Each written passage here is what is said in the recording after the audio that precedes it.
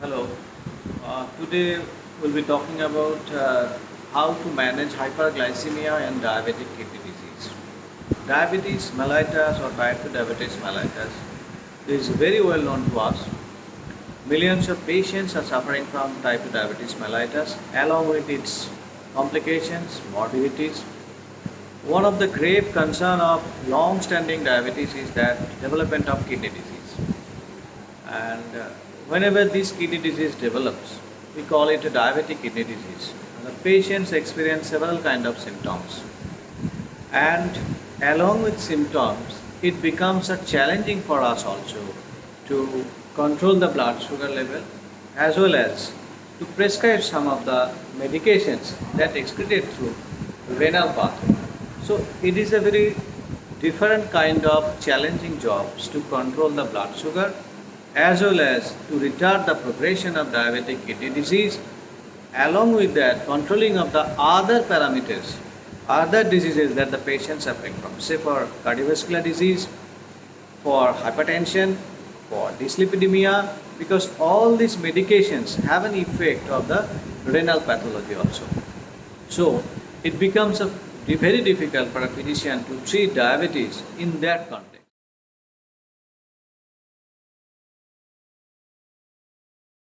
In that context. Diabetic kidney disease is one of the most common complications of diabetes mellitus and is characterized by gradually increasing urinary albumin excretion.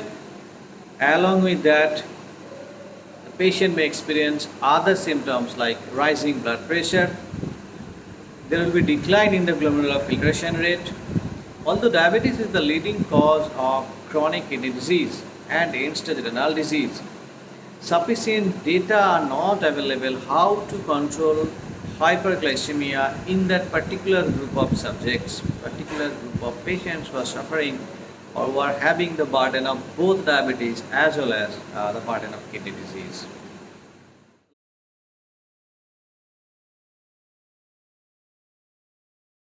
Normoglycemia and intensive glycemic control delays the onset of progression of albuminuria and kidney disease.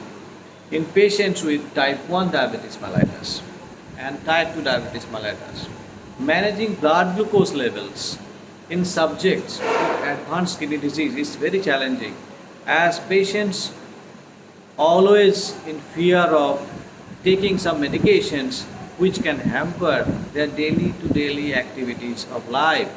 Say for some antihypertensive medications which can also cause pedal edema and calf swelling. That may be ultimately of factors which can hinder the development of further kidney disease from symptomatic point of view. So patients cannot understand why this is happening. They think it is due to drug overdose, sometimes due to drug side effects, but actually this is due to progression of the kidney disease. So it is very imperative for the prescribing physician to understand what kind of medications he or she should prescribe in that context.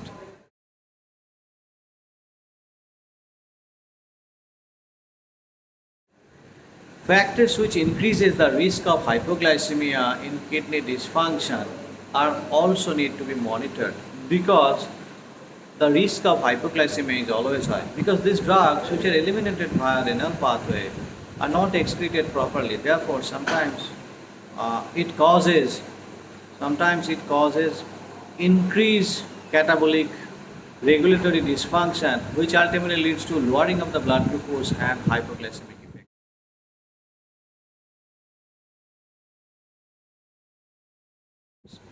There has been some studies which categorizes the relation of blood glucose level along with controlling of the kidney disease. And it has been seen that it corroborates as an U-shaped pathway. So if your HbA1c level is very less, then it is also dangerous for the patients to develop this kind of mortality and morbidities. At the same time, if your HbA1c level is very high also, in that context, definitely the progression of kidney disease becomes much more. Therefore, you have to keep your HbA1c level, the fasting blood glucose, the PP blood glucose in an optimum level. Coming to certain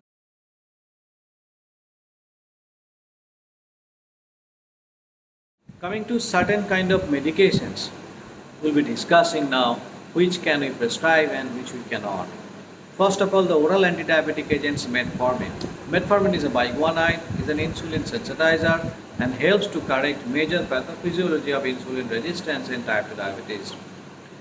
It has a multifaceted benefits and efficacy is well established. It can also decrease several other metabolic parameters that are very vital in cases of management of type 2 diabetes mellitus, be it cardiac protection, be it the metabolic neutrality, and a good safety profile. Metformin has been always the first choice for treatment of type 2 diabetes mellitus.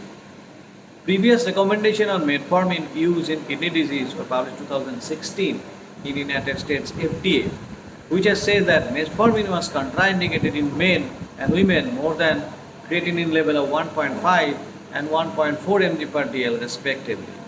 The rationale for these levels was that it was at this level competence of kidneys to remove 3 gram of metformin within 24 to 48 hours reduces. So there has been a clear-cut indication, clear-cut contraindication for use of metformin. Current recommendations suggest that the US FDA, which has revised the guidelines for the use of metformin, considering the eGFR lowering in case of diabetic kidney disease, and the latest ERA recommendation is that you can use metformin still your eGFR is above 30. So if your eGFR is below 30, metformin is contraindicated.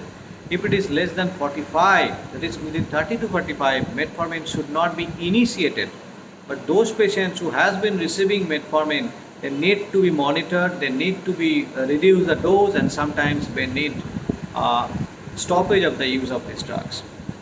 Between 30 and 60, metformin should be temporarily discontinued whenever we are planning for some kind of cardiac intervention, say an angiogram has been planned. So in that scenario, metformin should be discontinued. Coming to other sulfonylureas. Sulfonylureas are insulin secretagogue. We all are very much familiar with this because in Indian subcontinent we have been using sulfonylurea for so long. It is cost effective as well as control blood sugar level very effectively. But sulfonylurea has to be used carefully in that context of diabetic kidney disease because there are some sulfonylureas which can decrease your blood sugar level and hypoglycemia is of great concern.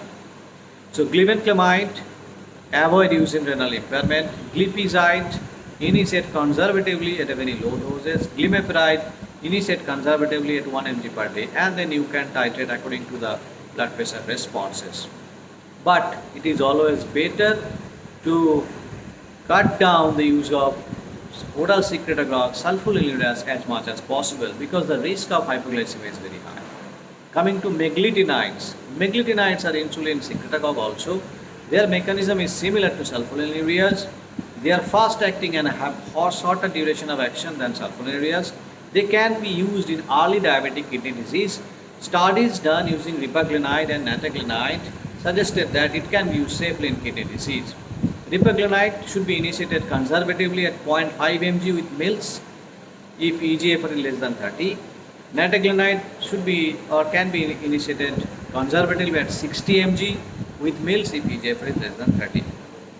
Coming to DPP-4 inhibitors. DPP-4 inhibitors are very well known. They stimulate the beta cell of pancreas and increase insulin levels and suppresses the alpha cell to reduce the glucagon levels. Their action is glucose dependent and hence there is minimal risk of hypoglycemia. Sitagliptin, vildagliptin, saxagliptin and linagliptin all are available in Indian market. Saxagliptin has definitely problem of causing heart failure progression, therefore it is better not to use in that category.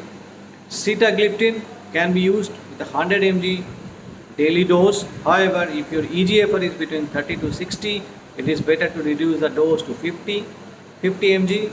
If the eGFR is below 30, then reduce the dose to 25 mg. In cases of vildagliptin, 100 mg is the dose, but in case of eGFR below 60, it is better to reduce the dose to 50 mg. In case of linagliptin, no dose modification is required, therefore 5 mg can be used in cases of diabetic kidney disease. Coming to thiazolidinediones, we do have a rosiglitazone and pioglitazone. These drugs are insulin sensitizers. those adjustment is not required in renal impairment. However, the implications of increased pedal edema, increased fluid retention, especially in the setting of cardiovascular disease, warrants the use of this kind of drugs. And it is always better not to use in patients who are suffering from any kind of cardiac disease. Coming to SGLT2 inhibitors, we do have a lot of SGLT2 inhibitors now: canagliflozin, dapagliflozin, empagliflozin, and remogliflozin. So these agents cause glucosuria by inhibiting the SGLT2 receptors in the proximal tubule of kidneys. Dapagliflozin, canagliflozin, empagliflozin all have established their CV safety profile, and the SGLT2 inhibitors can be used. However, you should remember that whenever the EGFR is less than 30, they won't act. Therefore, it is better not to use SGLT2 inhibitors.